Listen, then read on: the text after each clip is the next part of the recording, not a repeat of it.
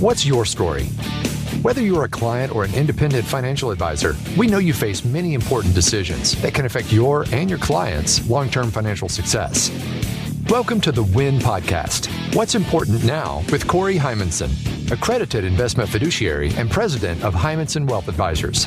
In this podcast, Corey helps you identify your goals and objectives through financial education and comprehensive planning, while inspiring you to make better behavioral decisions in your personal finance.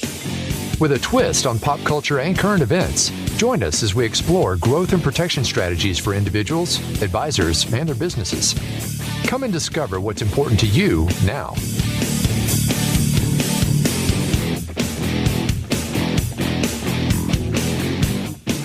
Hello and welcome to the WIN Podcast with Corey Heimensen. Corey, what's going on? Hey, new day, new week, new month. Or what do we want to say? Time goes fast. Yeah, it does. And it's a good time spending with you, man. I mean, this is, I'm having a good time. We've got a lot to talk about today. You got a lot to share with us. What are we talking about? I've got two titles. So the first one will be the official one. We'll call it Social Security and the Easy Way Out. Okay. And the easy way out. And then the easy way out. What I'm going to dovetail, or the second part of that answer or title would be, let's call it 6 ways that people justify taking Social Security early.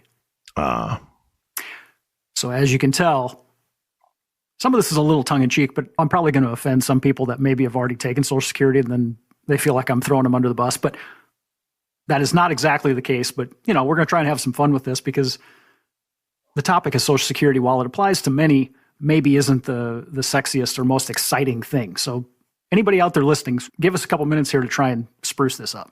Yeah. Well, I mean, to each their own, right? I mean, that's kind of the saying. Everybody has their own music that they dance to. But with Social Security specifically, just through my conversations with you, you got to know what music's being played to begin with, right? I mean, you got to know when the song can start, when it's going to end, if possible, and it changes how you dance, right? It changes how you move to the music. So I'm excited to get into it because, taking it early, if that's for you and that's part of an overall plan, you've said it before, great. But if not, right, you're really kind of screwing yourself out of some things here. Yep. And as you said that music playing, I suddenly had a flashback. This is what I do. If you're a first-time listener, this is what I do. Off on a tangent. Here we go. And we've joked about TikTok. I am still not on TikTok. Oh, come on. But one of my daughters, showed me a funny little video the other day. I didn't even plan to go into this today, but I'm throwing it at you anyway. So it basically was titled something to the effect of the greatest musical chairs competition ever, or something like that. So there's 2 people, looked like it was in the middle of a gymnasium on a basketball floor. So it must have been a halftime show, and they're playing music and going around one chair. And the lady or the girl is directly in front of the chair so she can sit down. Looks like the obvious winner. And the guy standing behind the chair just grabs the chair, slides it over 2 feet to the right. She falls on the floor and he sits down. Game over. Game over. It was sometimes the headlines don't live up to what you think they're going to be, but that was legit. I actually laughed out loud and thought, well, this TikTok stuff's pretty good, but I still didn't subscribe. Yeah, I think that was on a basketball court. I've seen that one. Piggybacking off of that one, I just saw one this weekend where it was a guy and a girl. Again, she tried to pull the same thing, but she celebrated too much. So imagine she pulls the chair and he kind of basically almost tumbles down because he's about to sit in the chair, and she jumps up. I mean, she's got full airborne to sit on this chair, and all the legs just splayed out on the chair, and she was on the ground. It was fantastic.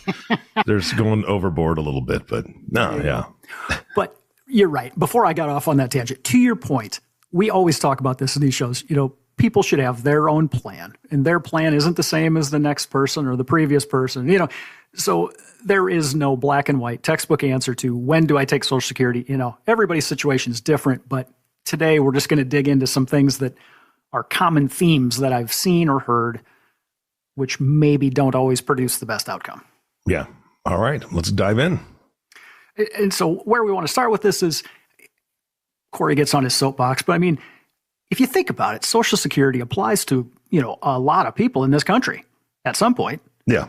And yet, if I had to hazard a guess, I would say this is something that never gets taught or dug into very deeply in school. Not at all. I know that high schoolers or middle schoolers, maybe they have some background to finance or, a little bit, or a high school plays an investing game. That really isn't teaching the kids the right thing, or young adults the right thing. I mean, they almost treat a stock market game like it's speculating, gambling, whatever you want to call it. But I mean, if you think about it, what do people need to know? They need to know that they need to save, maybe not spend all their money. They need to understand credit cards and how they work or can work against you. And understanding Social Security, granted, it's 50 years away for a kid that's in high school, but I mean, pretty darn important, if you think about it. Oh, yeah. Yeah. And so now I'm going to throw a whole nother category of people under the bus too. So we'll keep track of this. I've got the educators already, right? And then the administrators of the school. And so now we'll go to, I see these advertisements all the time for seminars or free lunches, free steak dinners for people to go learn about Social Security. Mm-hmm. Well, that these are just salespeople of sorts. Absolutely. Trying to play an emotional game of fishing, essentially, for people that, know that Social Security is coming, or, who knows what. But man, if you have to go to a seminar to learn about Social Security, maybe you're too late. I hate to say, but okay. Maybe I got to get back on topic. I don't know. Here's the thing: is when I get to the age where I'm offered those seminars, I'm going for the steak every time. Right? Yeah. just gonna say that out loud. I've already learned this stuff from you, so I know what I kind of need to do in the conversation I need to have in the future. But if they're offering me a steak to sit there for an hour and a half and listen to some guy, heck yeah, I'm going for the steak. If I'm bored, is that wrong? There you go. But if I'm wrong, listener, please write in and let me know I'm wrong. If I'm right, go ahead. Yeah, right. So if we go back to the origins of this stuff, so we got Franklin Delano Roosevelt says, hey, we should have this program maybe to provide some income or social insurance, they called it back in the day. And so, I mean, this concept really started in 1935. And I mean, if you think about it, that's not that long ago in the big scheme of history. Yeah. And as I was digging into some of this topic before today, I looked, and it's amazing how many times the rules have been amended. People maybe gloss over this, but I mean, from 1935 to just like the year 2000, there was dozens and dozens of amendments to the rules, to the calculations, to all these things. So the bottom line is this thing is just so damn complicated. It falls right into the typical trap of government. Now, I'm not trying to pick sides in government, but what I am going to say is a lot of times government programs that don't work the most efficiently are the ones that keep getting more money thrown at them to try and get efficient, instead of studies or topics or programs that really work and do good things for Americans. Those are the ones that, they're working well, so we don't have to throw more money at it, I think is kind of the common theme. Yeah. So I don't know. I'm getting off on a rant today. But here's the thing is that you just beautifully gave the educators and administrators the get out of jail free card that they're looking for, because I know that anybody's listening goes, look, I don't have time to teach all that stuff. And here's the thing is that you just said it. The government changes the goalposts all the time. They change what happens with it. They change the ages. They change the rules here and there. They can't keep up with it. That's not their job, right? I mean, so helping to educate our kids, helping to educate, even college kids on this stuff would be great, but they need to get their information from someone like you, because you're keeping up with it. Right. And hey, I'll call myself out right here. I probably am guilty of not asking that 30-year-old person sitting in front of me, or that 40-year-old or 50-year-old, hey, have you ever thought about this? Or do you understand your options? Maybe it's on me. So there you go. The first step to solving the problem is admitting the problem, or something of that effect. Yeah, something like that. And so, yeah, if you didn't learn, well, even if you learned it in high school, you need a refresher. So people like me in this industry should do a better job of getting in front of this much, much earlier than age 61 and a half, let's say. Mm-hmm. Because just off the top of my head, I can think about this, let's talk about all the complications of this stuff. I mean, we're not going to go super deep, but when do I file? How do I even file? What are survivorship benefits if my spouse passes away before me? I mean, what if I take it at 62 versus a later age? I mean, what's my normal retirement age? Heck, they just changed that not that long ago too. And then are things taxable? What if I got divorced? What if I left my spouse? On and on and on. There's so many variables that's exactly why there's not a textbook answer where I say, hey, Eric, you should draw at 64 and 7 months. Yeah. Everybody's situation is different. You're the one that told me there's over 500 ways to file. Yikes.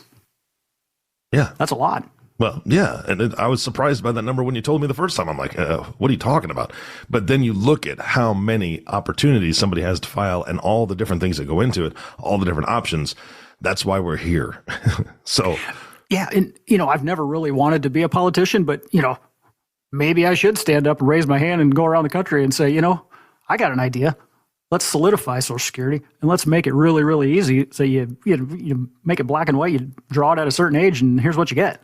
Yeah. Man, I don't know. Call me crazy, but that's a whole nother day or another campaign stop. All right. So for today, we're talking about, why people take it early, right? The 6 ways that people justify taking Social Security early. And it sounds like, and I've been guilty, right, of procrastinating, and I've been guilty of making too quick of a decision because I'm impatient. Human nature, right? Right. Oh, exactly. And I think the study is something like close to a third of people draw it at the earliest possible time. So like age 62. And that's fine. The trade-off, though, you get a reduced dollar amount, and I don't know if, I think people probably understand that, but they don't care, maybe, would be the answer to because they're getting money today, right? I mean, they're getting money right then, and that's what they're focused on. And I bet out of that 1/3, I bet a lot of them need it. But I bet a lot of them don't need it yet, right? There's other options.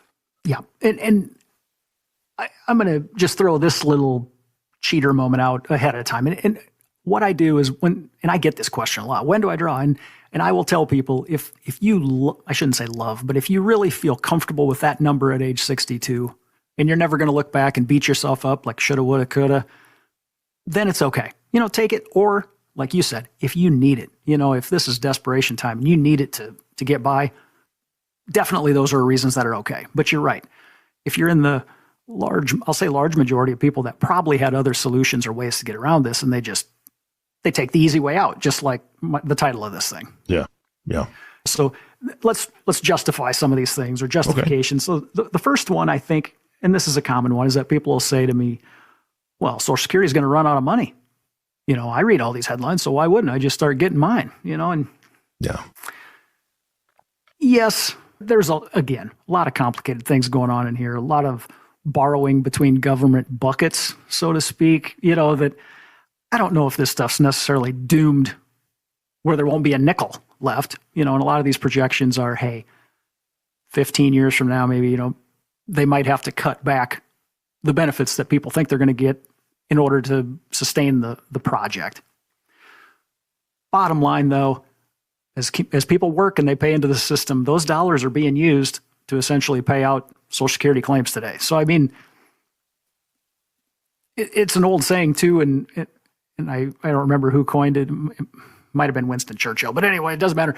Basically, it says that politicians, when they've tried everything else, will do the right thing at the last minute or, something like that. And so if Social Security is about to become the bus driving off the edge of the cliff, they're going to adjust it. They're going to solve it. That'd be my takeaway. I just can't see how they wouldn't. What politician is going to say, you know what, I really don't want to be reelected and I don't want to make a ton of money, for my position. So I'm just going to let Social Security fail, because seniors, as far as I know, they're probably still the driving force behind the vote at this point. And it's not going to change in 10 years. People that are concerned about it, if all of a sudden the politicians say, well, I don't know if we're going to be able to save, we're going to cut your benefits. You're not going to get as much money. Yeah, you're not staying in office very long if that's your attitude, right? You better be like, no, we're totally going to fix this. Right. And I wish they would step up and just, maybe it'd be a little painful for employers, for employees, but, taking the medicine today maybe is better than taking bigger treatments later, I guess, exactly. Something you can say, but I don't know. I've got ideas, suggestions on all that, but nobody wants to hear it today.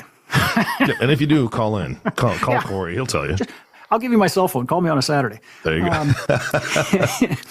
So the second one, let's throw at this, and this is kind of a timely topic now because it's inflation. People say, oh, inflation, gas costs more, heating oil, or propane, whatever. This is an easy one to say. I'm going to take it just because, boy, it costs a lot more to live, and I get that. But the flip side of me says, man, sometimes people got to be accountable that they should have had some money saved up for when heating bills are more expensive this winter than last, and things like that. But yeah,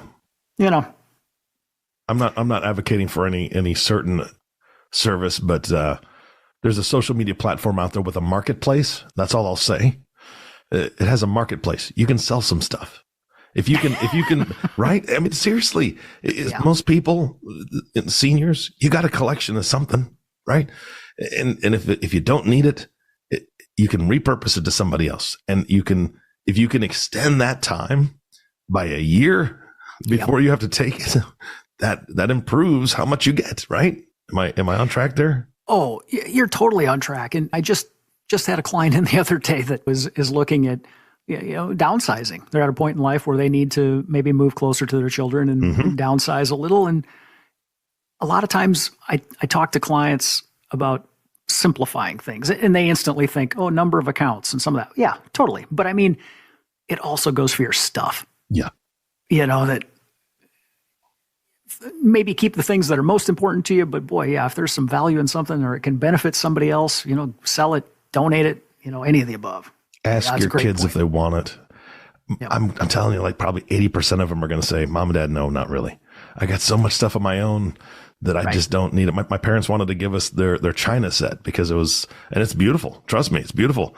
And I told them, I said, I'll take it on one condition. Understand, we're going to use it every day. We're going to use it every day. It sat in a hutch my entire childhood. We would break it out like once a year, maybe for Thanksgiving, maybe if that, we'd have it on Thanksgiving. And it's just sat there. And I'm like, I'm not doing that in my life anymore. If I got something nice, I'm using it. We use those things every day. And we haven't broken any yet, so that's good. But I'm telling you. That is so funny because just at this last Christmas, we did that exact thing. We pulled out the nice silverware from the cupboard that comes out once a year. And my daughter says, this is really nice stuff. How come we don't use it every day? And I looked at my wife and said, I don't know, probably because we'd have to put it in the dishwasher because you think we have to hand wash these. But your point is spot on. Use it. Enjoy it. Yeah, totally. Oh, boy, that's exciting. One last comment on the inflation stuff. Inflation is exactly why we invest for the long term too, because compliance doesn't like me to say proven. Historically, it seems to make sense and be successful that investing grows assets faster than the rate of inflation. That's why you do what you do. There you go. Oh, number 3. Is that where we're at? Yes. Yeah, number 3. People say that there's no way I'm going to live very long. Not that they have any specific doom and gloom knowledge in their head, but they just say, I doubt that I'm going to see age 80 or 90 or 100, whatever that is. Bottom line, if you don't know how long you're going to live, then you don't know how long you're going to live. So I don't think this is a decision you make on that type of guess. Yeah. Well, I don't quote me on it, Corey, but I know that there was a survey taken not too long ago, and they've done a study on this, that most people, when they guess how long they're going to live, they short themselves. The vast majority of people short themselves by almost 5 years. Interesting. Yeah. And I just learned that about a month ago. And it makes sense because you look at your parents, you look at your grandparents. My grandfather had a heart transplant at 65. Doesn't mean I'm going to. Could I? Sure. His body style and my body style are very similar. However, that man drank whiskey like he was a fish, and he didn't exercise at all. Now, I'm kind of in the no exercise category, but I do a little bit. But that man, and he smoked like a chimney. So I don't do that either. So there's factors that we have to think about, and we get stuck thinking about our grandparents, our parents. Oh, they only lived to this age, so I'm probably going to die around then. Most people short themselves by 5 years. Can you imagine running out of money 5 years early? That's so scary. Here at our office, we always look people in the eye and say, hey, we're gonna try and manage your cash flow and your investments and stuff to age 100, because we think that's a pretty safe target for the vast majority of people. And they look at me and laugh and think they're crazy. But now, just the other day, I read this study, or I don't know where it came from, but it said essentially science is improving, healthcare is improving. They're saying people could, within a decade or two, start living to age 120. Gee, Merry Christmas. Oof. That's a long time to be in retirement. So if that's the case, my job's going to get a little tougher to encourage people to save and stretch money that long. Well, okay. So you always have your little flashbacks. I just got one. Can I share? Oh, yeah, that's what we're here for. So Forrest Gump, I love that freaking movie. And all I could think of when you said that people might be living to age 120 is when he's, talking about Captain Dan's got new legs. You got new legs. I'm going to need new legs. I'm telling you that right now. If I'm going 120, I'm thinking I'm going to need some new legs within the next 20 years. And I'm hoping technology will give me some bionic suckers. I'm just saying. If the $6 million man cost $6 million back in the 70s, I mean, let's talk about inflation. Man, that's crazy. All right. Sorry, I took us off track.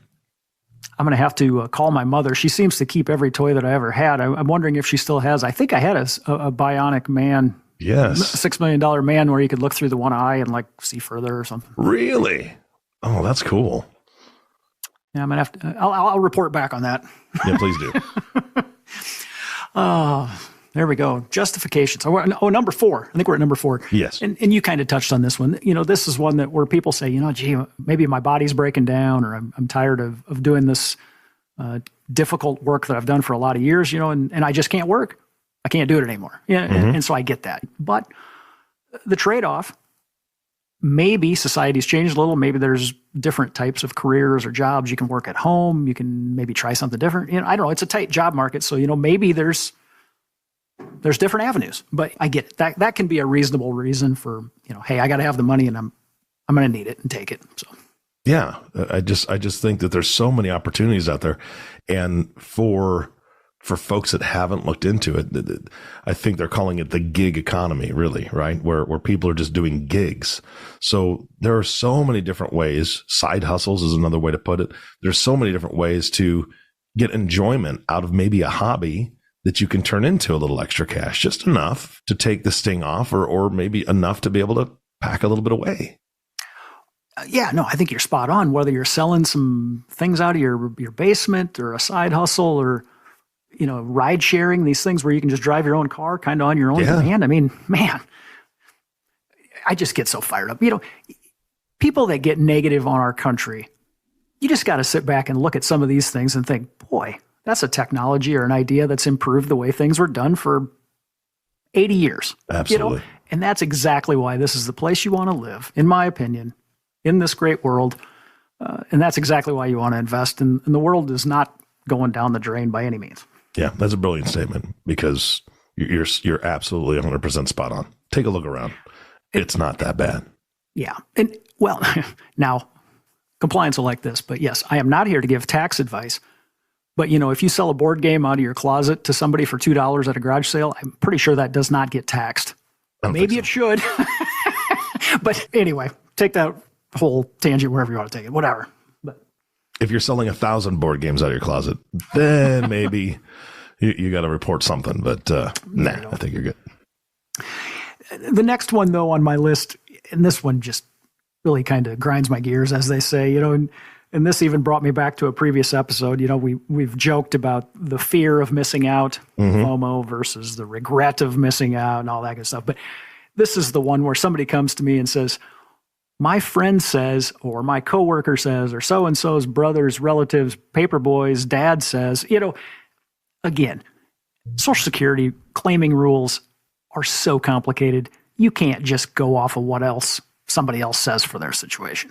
Seriously. Yeah. Peer pressure ended in high school, right? That's what we hope. Everybody's doing it. There you go. Hurry up.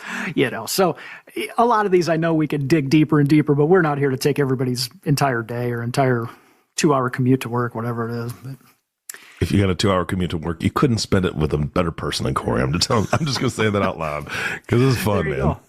Oh, yeah, I could maybe I should just need a live feed, and people could dial into that and just get let's take a caller. Brilliance. So there we go. Now we're on to number 6. Number 6. And this is one I think you touched on a little bit earlier as well. And it's basically, hey, darn it, it's my money and I want it, and I get that. But to me, that really is kind of a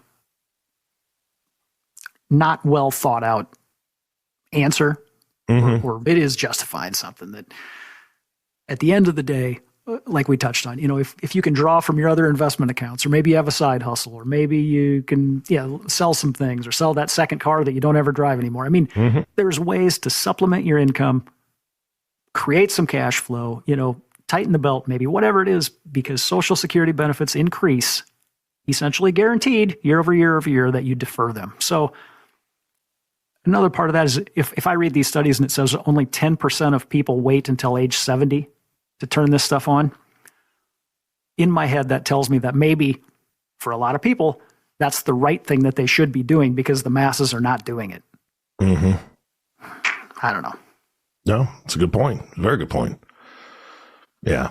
I think we touched on it earlier. People's impatience, right?